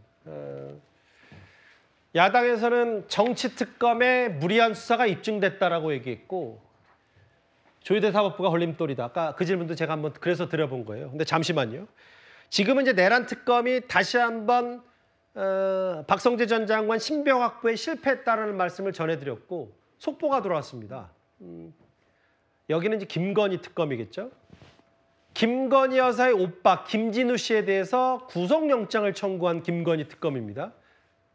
혐의는 양평 특혜 의혹, 바로 이렇습니다. 김건희 여사의 오빠 김진우 씨에 대한 구속영장을 청구했다. 양평 특혜 의혹이다. 장현주 변호사님, 네. 이제 물론 특검으로서는 재판에 넘기기 전에 이 태생적인 특성상 신병 확보가 꽤 중요한 특검이긴 한데 김건희 여사의 오빠도 신병 확보가 필요했다. 그래서 구속이 필요하다. 이걸 강조하고 싶은 것 같아요. 아무래도 구속영장을 오늘 오후에 청구했다라고 하니까요. 뭐 며칠 내로 이제 영장 실질심사가 잡히고 이제 구속 여부, 영장 발부 여부가 결정이 될 것으로 보이는데 일단 받고 있는 혐의 자체가 양평 공흥지구 개발 관련해서 특혜를 받았다라는 의혹입니다. 그렇기 때문에 혐의가 국고손실죄, 업무상 횡령 배임, 증거인멸죄 등의 혐의가 지금 적용이 된 것으로 보이는데요. 특히 이제 이번 영장 청구에서는 모친인 최은수 씨는 지금 빠진 것으로 보이고요. 뭐 여러 가지 사정들이 종합적으로 고려가 돼서 일단 오빠인 김진우 씨만 지금 구속영장이 청구된 것으로 봐야 될 것 같고 이게 2011년부터 2016년까지 과거의 사례이기는 하지만 사실상 이 액수라든지 만약에 특혜가 있었다라고 본다면 관련돼서 업무상 횡령배임이라든지 지금 영장 청구 적시된 부분과 관련해서는 또 중대한 범죄가 될 수 있다라는 점을 특검에서 아마 고려를 하고 신병 확보에 나선 것으로 봐야 될 것 같습니다. 알겠습니다. 지난번에 저 화면은 김건희 여사의 모친 최은순 씨도 같이 동시에 김건희 특검의 소환 조사를 받았었는데 오빠만 구속영장을 청구했습니다. 혐의는 양평 특혜 의혹입니다. 이제 이른바 3대 특검의 수사가 이제 막바지에 다 다르면서 이제 각자 특검들이 지목한 주요 혐의 당사자들에 대한 신병 확보에 나서고 있는데 일단 다시 한번 이 내란 특검은 박성재 전 장관의 구속영장 발부를 얻어내지 못했습니다. 4위였습니다. 이제 3위로 가볼까요? 이렇게 내란 특검은 내란 특검대로 속도를 냈고 어제 늦은 저녁에요. 군 장성들 역대급 물갈이 인사가 났습니다. 얼마 전에 이제 포스타 사성장군 7명 전원 교체에 이어서 이번에는 2달 만에 6회 공군 가운데 3스타 중장, 그러니까 31명 가운데 20명을 교체한 겁니다. 불법 비상계엄을 사전 모의하고 적극 가담한 것은 명백한 내란 행위에 해당된다고 생각하며 합참에 40명 되는 장군을 일괄 교체하겠다. 중령, 대령도 2년 이상 근무한 사람은 다 교체하겠다. 이게 사실입니까? 그것은 합참 무장께서 말씀하신 내용을 보면은 아니 장관님이 지시하신 거 아니에요? 제가 지시한 바는 없습니다만은 아니 지시 안 하는데 합참무장이 인사권을 자기가 상의도 없이 할 수 있다고 생각하십니까? 어쨌든 적법 절차를 유지한 가운데 분위기 쇄신 차원에서 아마 합참무장이 한꺼번에 바꾼다는 것이 아니고 연한이 된 그 인원에 대해서는 합참에 교체를 하겠다는 들어와서 것입니다. 화면만 보더라도 이번에 장성, 뭐 역대급 물갈이, 뭐 어떤 언론 보도를 보니까 별갈이라는 표현도 나왔던데 3분의 2가 교체가 됐습니다. 그리고 B64 출신 10년 만에 최대 규모입니다. 김기웅 대변인, 최근에 이제 뭐 공무원 사회가 뭐 세종 관가에 내란 가담자 TF 만들어서 뒤숭숭하다는 얘기는 저희 뉴스탑텐에서 몇 번 전해드린 바가 있었는데 이 장성 물갈이에 대한 시각도 그와 비슷하다고 보십니까? 안보에는 제가 볼 때 뭐 여야가 있을 수 없고 좌우가 있을 수 없다고 봅니다. 그런데 여튼 계엄이 곧 내란이라는 그런 프레임 속에서 특검을 통해서 내란이라고 생각하는 그런 쪽에서 주요 종사자 관련해서 지금 특검에서 수사를 하고 있습니다. 예. 그래서 특검을 통해서 충분히 문제가 되는 분들에 대해서는 제가 볼 때 재판을 통해서 불이익을 주면 되는데 이거는 기소가 되지 않고 수사가 되지 않은 상태에서 이른바 군 내부에서 제가 볼 때 물갈이를 하기 위해서 여러 가지 물어본다는 거 아닙니까? 예를 들어서 12월 4일 날, 지난해 12월 4일 날 계룡대 육군본부에서 용산 대통령실로 버스가 움직였는데 거기 소장 5명이 탔다는 거 아닙니까? 근데 그분들은 이번에 다 배제가 됐습니다. 결국 확정적이지 않은 상태에서 군에서 조사를 했을 때 여하튼 내란과 관련이 있다는 것들을 본인들이 조사해서 이른바 요번에 군 인사에서 다 배제를 한 겁니다. 그 규모가 20여 명까지 돼 있는데 사실상 군의 주력은 어떻게 보면 사실상 육군 위주로 될 수밖에 없습니다. 육사 출신이. 그런데 아무래도 계엄과 관련된 사람들이 많다 보니까 이번에 진급한 사람들을 보면 비육사 출신이 많다는 점이 있고요.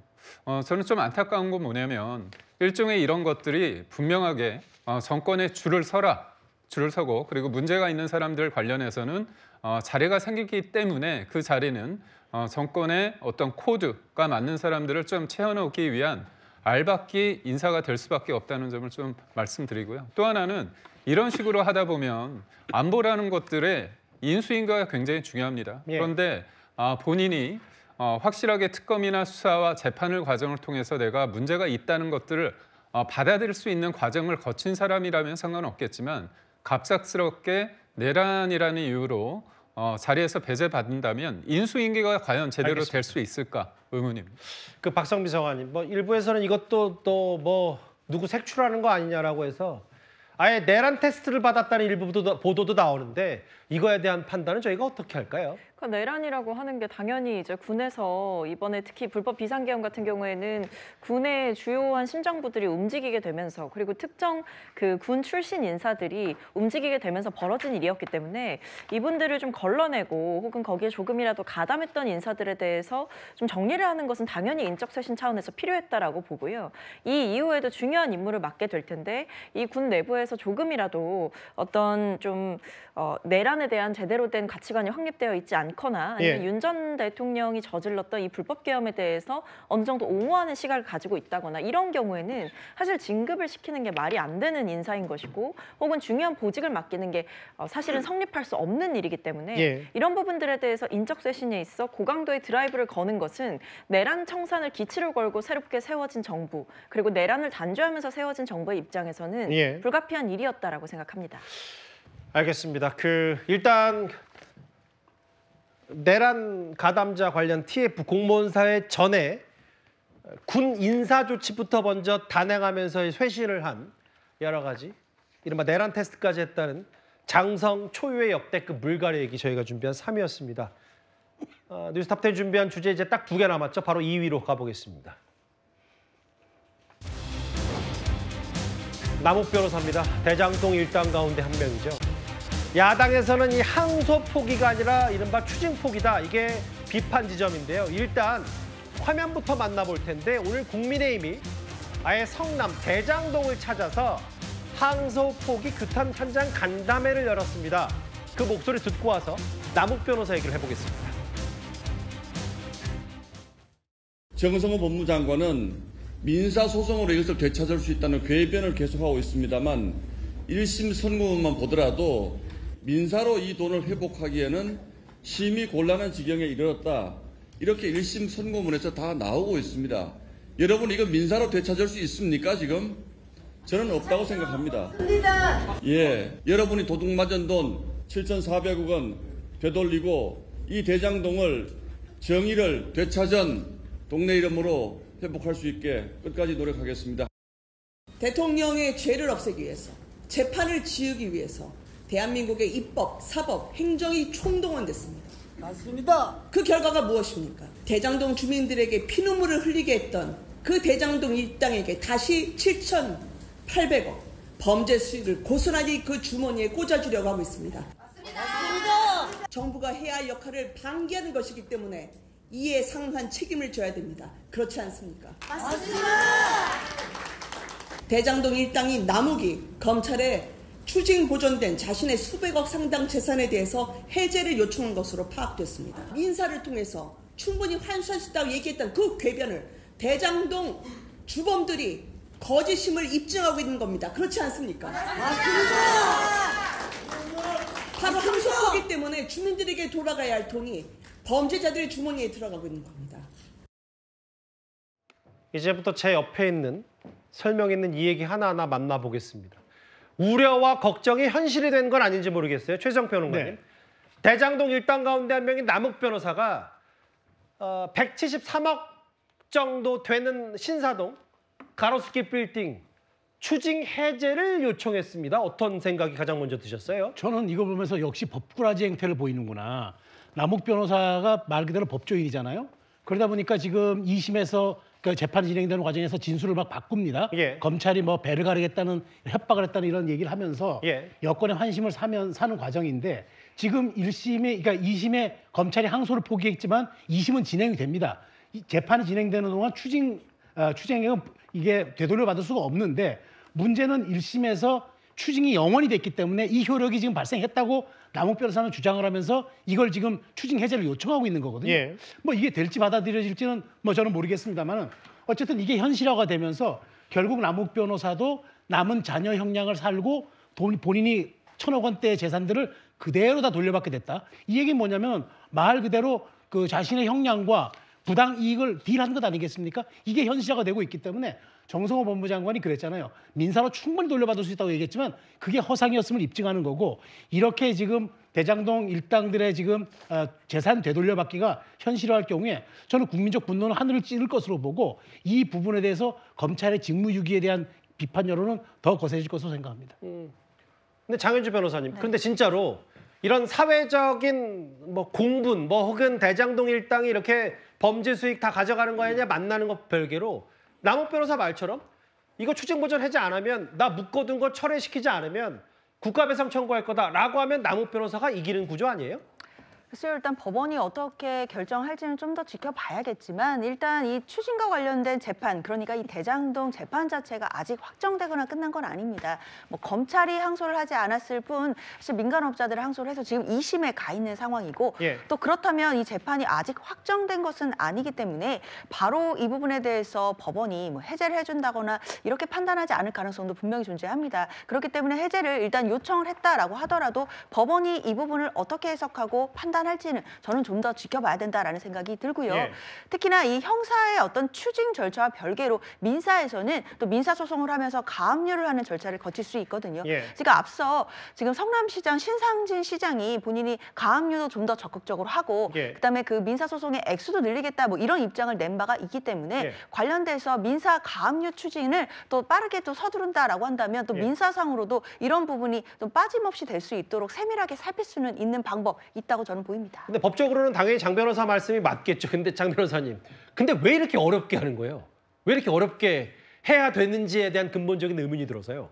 그래서 이걸 누가 의도했다라고 보기는 저는 어렵다고 생각이 들고요. 예. 말씀드린 것처럼 형사 절차와 민사 절차의 구별이 있습니다. 예. 우리나라는 구별되어 있고 형사 절차는 원칙적으로 형사 피고인들 그러니까 범죄 혐의자들을 유죄인지 무죄인지를 판단하고 예. 유죄라고 한다면 형량을 내리는 것 그것이 원칙적으로 가장 중요한 절차입니다. 예. 물론 그 과정에서 추징이라든지 뭐 몰수보존 절차가 있기는 하지만 사실상 또 민사 절차로서 범죄 수익금을 예. 돌려받는 것 이것도 또 별도로 규정하고 있는 것이기 때문에 각각의 절차상의 차이가 있다라고도 또 이해해야 될 것 같습니다. 글쎄요, 최근에 뭐 진중권 교수가 몇 년 김만배 씨 살고 나오면 재벌된다. 뭐 한동훈 전 대표는 영국의 프리미어리그 구단도 살 수 있다 이런 취지의 조롱 섞인 비판도 했었는데 그게 현실이 되는 건 아닌지 여러 걱정도 있는데 뭐 아무래도 장현주 변호사 말씀처럼 또 다른 뭐 법적 절차가 남아 있을 수는 있으니까. 근데 김기웅 대표님. 본인 그 빌딩 묶여 있는 거 풀어달라는 거 말고도 그 사이에 사실 부동산도 많이 올라서요. 정영학 회계사의 가로수길 빌딩 지금 시세가 거의 100억 넘게 올랐고 제가 아까 가로수길을 좀 혼재됐는데 여기는 이제 남욱 변호사는 역삼동 인근 땅 400억으로 100억도 올랐고 이렇게 되면 정말 이거 추징보전 해달라고 했을 때 고스란히 다 본인들 주머니에 갖게 되는 셈이 되는 거잖아요. 남욱 변호사는 제가 볼 땐 죽을 것 같습니다. 왜 죽냐? 너무나 좋아서 죽을 것 같습니다. 아니 보면 1심에서요. 유일하게 추징 액수가 나온 사람이 유동규, 그다음에 정민용 이 두 사람입니다. 김만배, 남욱, 정영학 같은 경우는 차액이 엄청납니다. 남욱은 1,000억이고요. 그다음에 정영학 같은 경우는 647억입니다. 지금 민주당에서는 민사를 통해서 할 수 있다고 하는데요. 지금 민사 관련해서 재판부가 이렇게 얘기했습니다. 형사재판 보고하자. 그래서 13개월 동안 진행되는 게 없습니다. 그러니까 결국 추징을 통해서 보전을 통해서 우리가 범죄 수익을 환수할 수 있는 기회를 박탈했다는 거잖아요. 그리고 불이익 변경 금지라는 게 있지 않습니까? 그게 뭐냐? 1심에서 형이 나오잖아요. 그렇다면 그게 항소심에서 검찰이 항소를 포기하면 결국은 뭐냐면 1심보다 그 이상의 형이 나올 수 없는 겁니다. 추징금도 마찬가지입니다. 그런데 이 사람들은 어떻습니까? 저는 좀 당혹스러운 게 100억이 올랐다는 것도 대단하지만 이 남욱 같은 경우는 매입가 300억짜리 토지를 샀다는 거 아닙니까? 이 사람이 변호사인데 어디에서 돈이 나왔겠습니까? 눈에 뻔히 보이잖아요. 그렇다면 범죄 수익을 가지고 샀는데 검찰이 항소를 못함으로써 포기함으로써 그리고 외압을 받아서 법무부 쪽에서 압력을 넣어서 그걸 사실상 포기함으로 있어서 국가에 환수될 수 있는 저 추징 금액을 다 놓치게 되는 겁니다. 결국 그래서 저는 이 과정의 라인에 있던 사람들, 의사결정 과정에 있던 사람들한테 국고 손실죄로 저는 걸어야 된다. 처벌을 받게끔 해야 된다고 봅니다. 한동훈 전 대표, 성남시장 신상진 시장에게 이런 부탁도 했습니다. 직접 한번 들어볼까요? 저는 신상진 시장님께 이거 부탁드리고 싶어요. 이 사람들 상대로 그 수천억에 대한 민사소송도 같이 꼭 제기해 주셔야 한다. 형사 책임은 민사 책임보다 약한 이 인정되기가 더 어려운 책임입니다. 당사자들은 민사 책임이 훨씬 두려울 겁니다. 민사의 민은 성남시민 국민의 민이고 사는 사생결단하고 소송을 해서 어떤 방법으로든 이러한 성남시민의 손해를 찾아내고야 말겠다는 뜻을 밝힙니다. 정신적 손해배상을 청구할 계획입니다.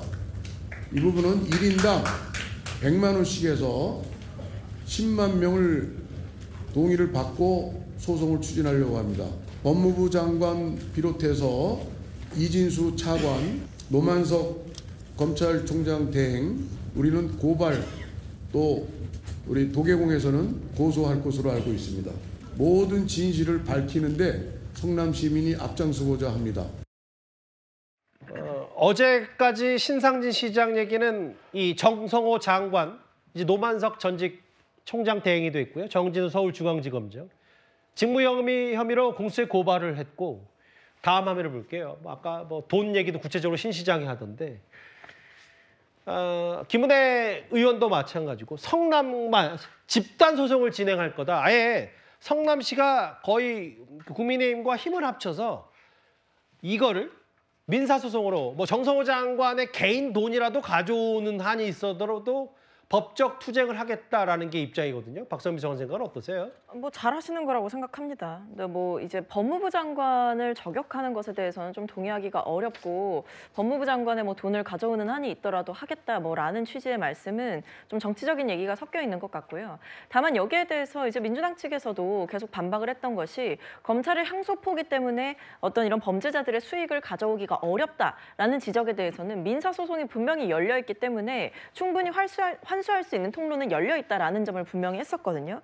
그리고 사실 이제 민사 같은 경우에는 형사재판에서 인정되지 않았던 손해라든지 이런 부분들에 대해서 좀 더 포괄적으로, 더 넓게, 더 많이 어떻게 보면 배상을 받을 수 있는, 그리고 피해자에게 직접적으로 어떤 그 보상과 보존이 돌아갈 수 있는 그런 부분들이 있기 때문에, 오히려 항소를 포기했기 때문에 이런 환수를 할 수 있는 통로가 완전히 막혔다라는 검찰의 주장이 혹세무민이고, 야당 측의 주장 역시도 납득하기가 어렵다라는 반박을 드렸던 바가 있습니다. 그처럼 민사소송을 통해서 돈을 받을 수 있을 거다라고 얘기를 했고, 여기에 대해서 성남시장도 추진하겠다라고 한 만큼 열심히 해야 된다라는 입장이고요. 저 역시도 대장동 일당들의 범죄 혐의가 밝혀진 이상 여기에 대해서는 분명하게 성남 시민들이 손해를 입은 부분이 있다면 분명히 성남시 차원에서 책임을 지고 이 부분을 받아내야 된다. 그런 부분에서 성남시장의 어떤 이런 소송 진행은 불가피한 절차고 당연한 절차다, 이렇게 보입니다. 성남 시민 1인당 100만 원씩 손해배상을 청구할 거라는 게 신상진 성남시장의 얘기고, 여론조사 한번 살펴보겠습니다. 가장 최근에 나왔죠. 검찰의 대장동 사건 미항소, 항소 포기 어떻게 생각하냐? 부적절 48, 적절 29, 모름 23. 과반 가까이가 부적절하다. 물론 모름도 있습니다만 이런 여론일 거야. 아마 미뤄 짐작컨대. 최성 평론가. 네.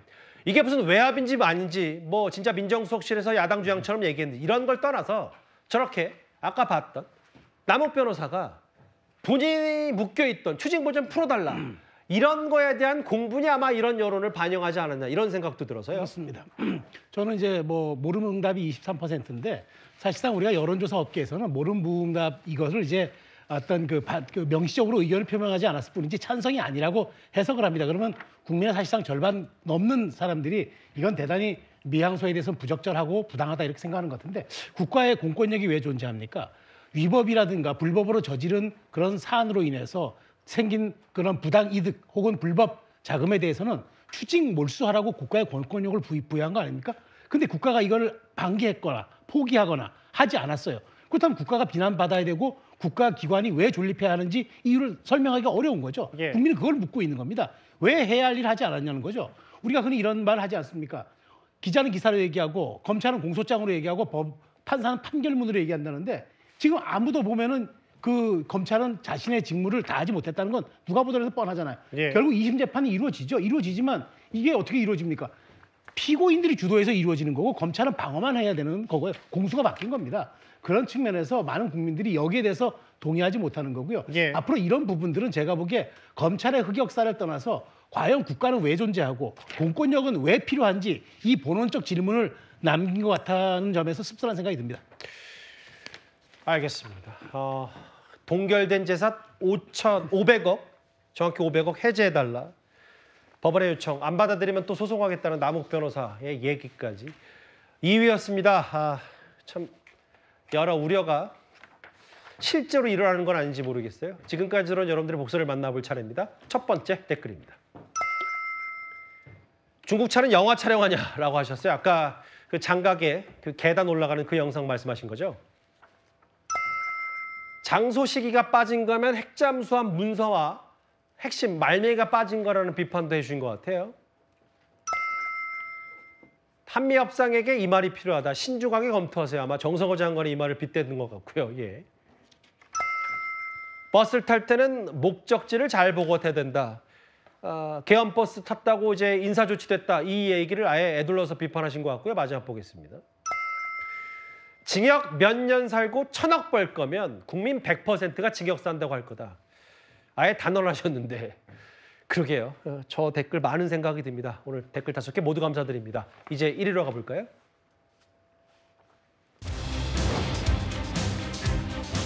노만석 전 대행이 환하게 웃고 있는데 이 환하게 웃고 있는 걸 보는 저도 참 많은 생각이 다시 한번 드네요.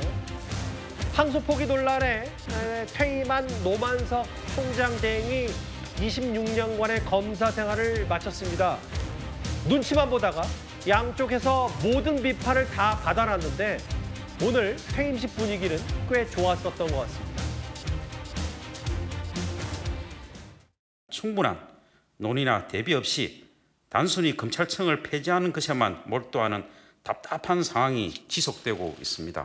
검찰을 대표하는 검찰총장 직무대행으로서 우리 검찰 가족 여러분들의 기대에 부응하지 못한 것에 대하여 아쉽고 죄송스러운 마음입니다.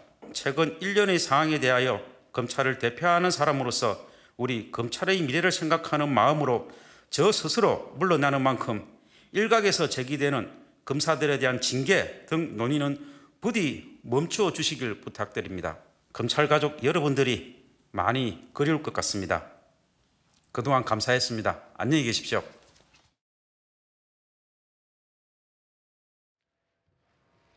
노만석 전 검찰총장 대행의 퇴임사는 저희가 잠시 뒤에 자세히 짚어보기로 하고요. 조금 전에 새로운 검찰의 수장을 대통령실이 발표했습니다. 바로 구자현 서울고검장이 이제 앞으로 검찰을 당분간 이끌게 됐는데요.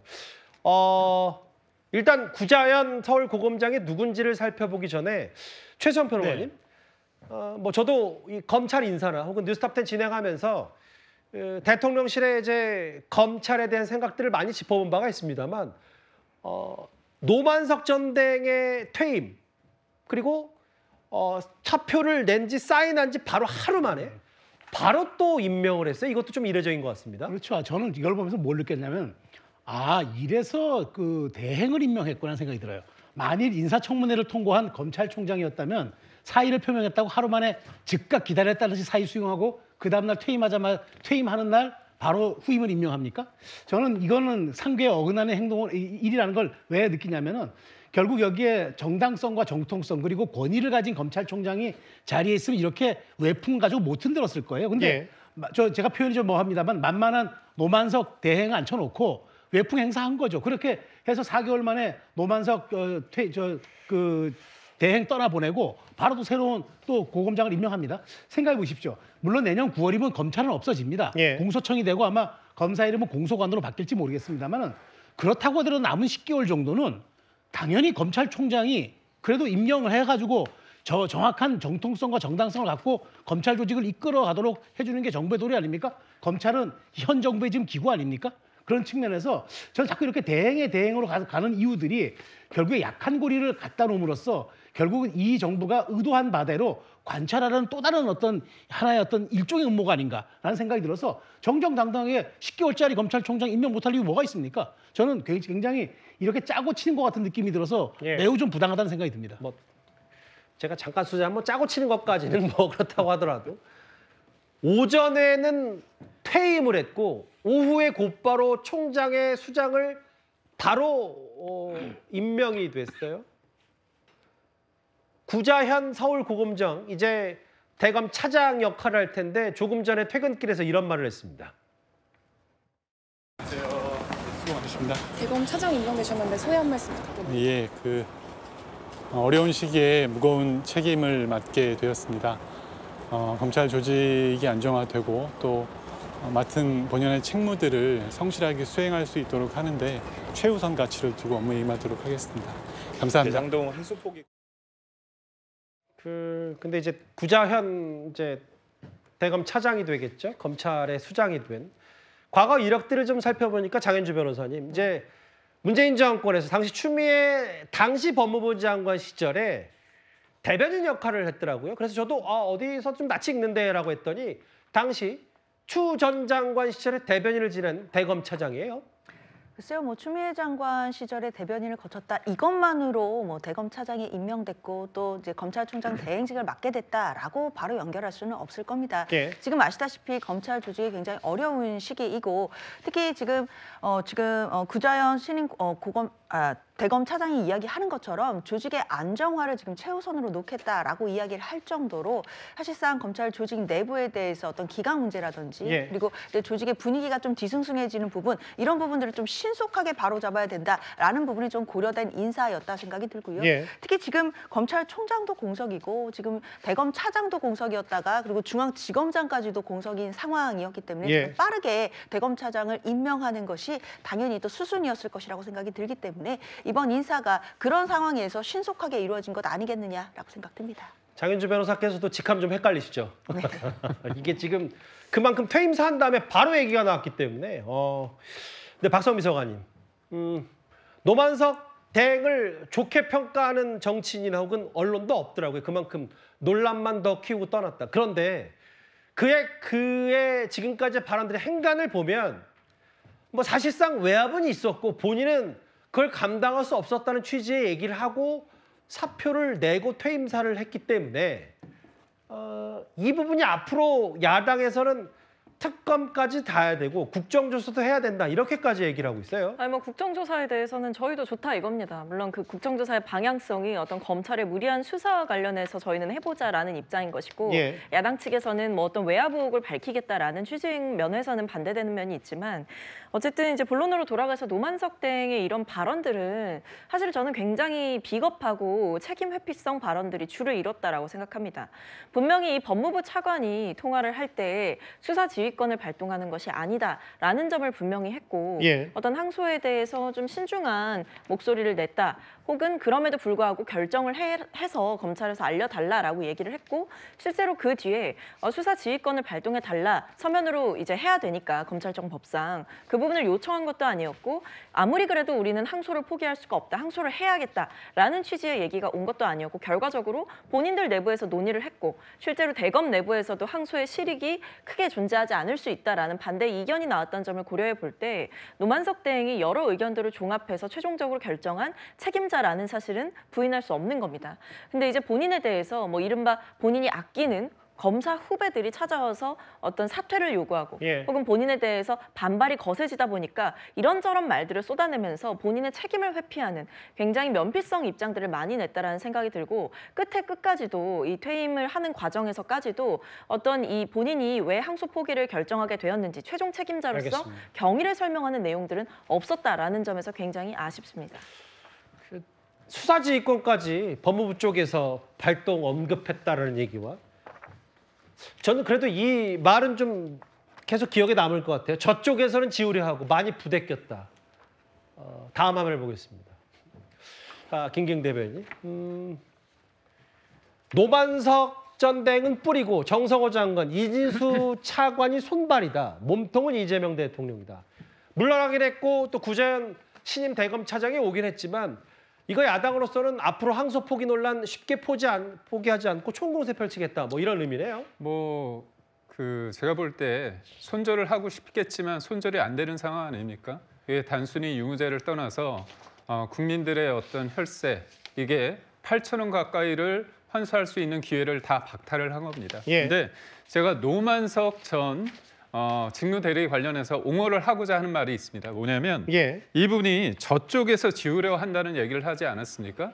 이 저쪽을 최근에 쓴 사람이 있습니다. 그 관련된 녹취가 나온 게 있는데 남욱과 유동규가 통화하는 사이에서 남욱이 김만배가 3년 만에 나온다 얘기를 하면서요.